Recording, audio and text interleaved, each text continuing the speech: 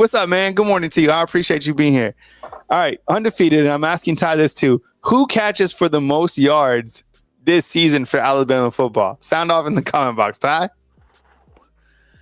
Listen, Kobe Prentice, Kendrick Law are really good answers because they have that familiarity with Jalen Milroe already. Yes, they may be learning the offense, but they come into the situation understanding what makes Jalen Milroe tick. Understanding, okay, if you start moving around in the pocket, this is kind of where I think you want me to go.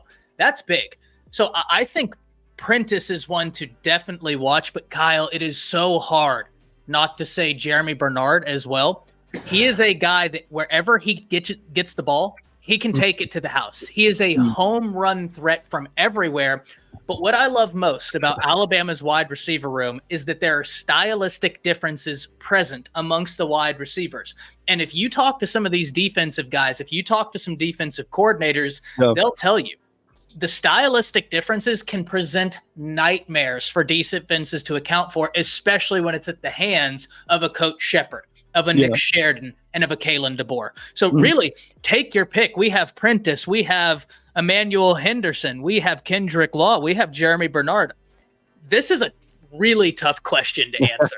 A really, really tough question to answer. I'm gonna go with Kobe Prentice. I think that Kobe Prentice has the most. Okay, I think Kobe Prentice is gonna have the most catches, but I think the most yards will be Kendrick Law. All right, so my answer is Law, but most catches Prentice, and I think Bernard is right there as well. Okay, so that's tough. Okay, how about this one? All right, undefeated, you as well. Okay, last year, I'm not trying to make anyone mad. This is just a fact. Caleb Downs, a true freshman, led Alabama in tackles. Okay, last year. Who leads the team on tackles this year? This kind of a new defensive setup or like over title or whatever. Who leads the team in tackles on defense? Ty, who do you think? Agent Zero, and especially in this 4-2-5, right? You're going to allow for the linebackers to get real active. They're going to fly around the field, and I'm really excited about this. Now, I wouldn't be upset if a Malachi Moore or a Sabb led the team in tackles, but I would always rather one of my front seven guys lead the team in tackles, because if one of the safeties is leading the team in tackles, that means a lot of the times they've gotten through the front seven. I'd rather stop it up front. My answer is going to be Agent Zero. All right, this has turned into now like a question, like a this or that. This is fun. All right, so everyone's saying Deontay Lawson or Jahad Campbell. This is probably one of the easier ones. Okay, how about this one? This is a tough one. Okay, who rushes for more yards this season? Justice Haynes or Jam Miller? Undefeated. My question to you: who rushes for more yards? Justice Haynes or Jam Miller? Ty. I'm gonna go. Man, I keep putting you on the spot. These are tough. Love it. No, I'm here for it. Right, I love it. I'm gonna go with Haynes. I love Jam Miller's game, and he is going to be an unbelievable asset in this offense. But Justice Haynes has a versatility to his game where it's really hard to get him off of the field. I mean, you can run. Your playbook is open, and it is as well with Jam Miller. But Jam Miller is one of those guys where if you let him around the edge, good luck stopping him. He's gone. You're just not going to get him. Justice Haynes is a really special back. Alabama is very blessed, though, Kyle, to have 3 special backs that have already been on campus. And then Daniel Hill is really turning heads in practice. Don't sleep on Richard Young, though. I think Richard Young is somebody that if he's given an inch, he'll take a mile. I think his talent has been overlooked. Remember, he was the number 1 running back in that class for the majority of the class, and then it ended up with him being 2 or 3, depending on where you look. C.J. Baxter, Justice Haynes, Richard Young. But, man, I'm going to go Justice just because I think that his game is so tailored to what Kalen DeBoer wants to run. Do not sleep on Richard Young or Jam Miller. I mean, Alabama, ladies and gentlemen, they have one of the most stacked running back rooms in the nation that isn't even getting talked about. It is so much talent there. Yeah. And everybody's like, don't sleep on Richard Young. I love it. Like, I hope he has a really good showing when he does get opportunities, because, look, nobody talked about him last year. And look, that's the thing is, like, your time will come. You know, when you're called, like, you're just one play away. Like, he'll get his. And I think that's probably having him with a chip on his shoulder, being like, I'm hungry, got to prove myself. So I'm really excited to see see him perform as well. Okay, a couple more. Number one, who has the most? Let's go with who has the most sacks this season. Ooh, Undefeated. that's a tough How about one. this one? This is a good one. Okay, who has the most sacks this season for Alabama? Ty, who you got? You can second. So this is probably the toughest one you've asked me, and the reason why it's either this or the wide receiver room, and for different reasons. The reason why I say that is because of this new scheme. I still want to see it in action in terms of how not to question it. When I say it's a point of excitement, how they're going to utilize these guys off the edge. I think you're looking at three names here, right? Keanu Sabb has been real tough to stop, as far as I've been told. They think he is really in for something, but Yonze Pierre is a pure pass rush specialist. Okay. I think if he gets some opportunities, his explosiveness off the edge mixed with some of the beef you can put on the interior, man, oh man, I think he could be a thorn in the side of defenses. And then you have Quindarius Robinson, who hasn't necessarily been given the most opportunity, but has always been able to do something given an opportunity, right? He played special teams. He is, I think, a great example of what Nick Saban would say when he said, hey, create value for yourself. I think Quindarius Robinson has been one of those guys, put my head down, grind, and let's create some value. This is a really tough one to answer, though. So the reason why I'm going with that room is because that's your pretty much what I know. There's a lot of Keon Keeley's great answer there.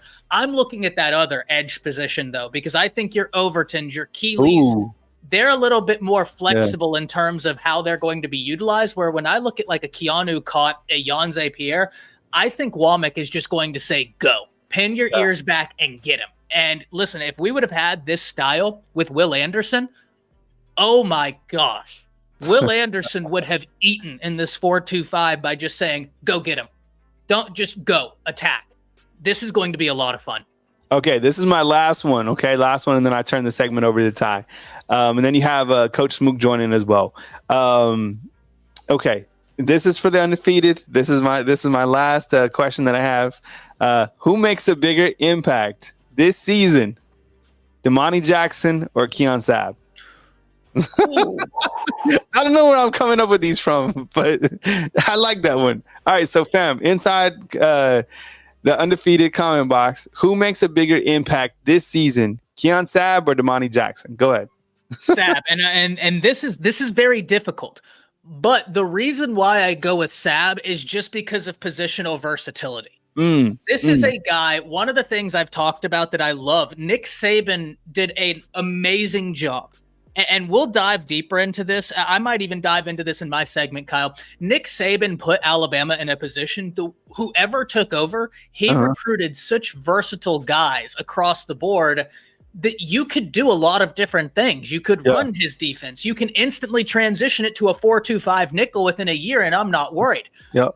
Sabb has that same type of versatility, that position versatility that you can move him around. And when you have that, you can now min-max your secondary. You can now put, okay, if you have a true freshman who's really excelling at position Y, whatever that may be, and that's somewhere where Sabb excels too, but you're like, okay, well, if I move Sabb across from him, I'm still able to utilize him, but this true freshman's been great there. That's what I mean about positional versatility. He's got the ability to play multiple different positions in the secondary. And man, I think that allows the secondary to min-max who they put out on the field. So I'm going to say Sabb. Okay, I came up with one more. I know I said I was done, but I have one more for you guys, okay? All right, which assistant coach makes the biggest impact? Boy. So minus Robert Gillespie and Freddie Roach. Which new assistant coach do you think makes a bigger impact with his overall unit? I'm gonna say Nick Sheridan with the quarterbacks. All right, I think that he is going to be able to help these quarterbacks get on track and develop that quarterback room to where it's needed to be. I've spoke on that several times. I think Nick Sheridan was specifically with his quarterbacks. What about you, undefeated, and what about you, Ty? So everything inside of me is screaming Shepherd.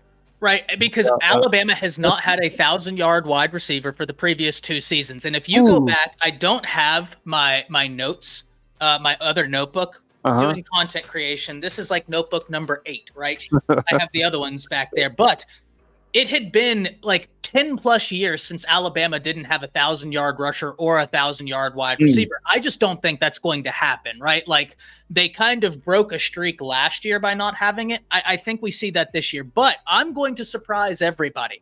As much as I know Shepherd is a correct answer, ladies and gentlemen, there has been a room for Alabama that has been up, down, all around, and that's that offensive line unit. Alabama took Michigan, the national champions, to overtime with the 99th. If they had the 99th offensive line in the nation, maybe they win with the 129th offensive line in the nation out of 131, mind you. Yeah.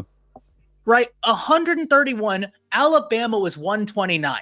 I've said this to you, Kyle. If they're even middle of the pack last year, if they're even the number 60 offensive line in the nation, which is crazy to think about, they win the national championship. That Coach Cap, if he can come in here and even half the sacks Alabama made last year, you're going to see major returns on that investment. Ty Hayes, ladies and gentlemen, definitely support him like you guys support me. I'm turning the keys over to Ty. Please support his segment. Coach Smook will be joining him at 10:30 right here on Bama Football on YouTube. We appreciate you guys so much for watching, for super chatting, for becoming fan funders of Bama Football on YouTube.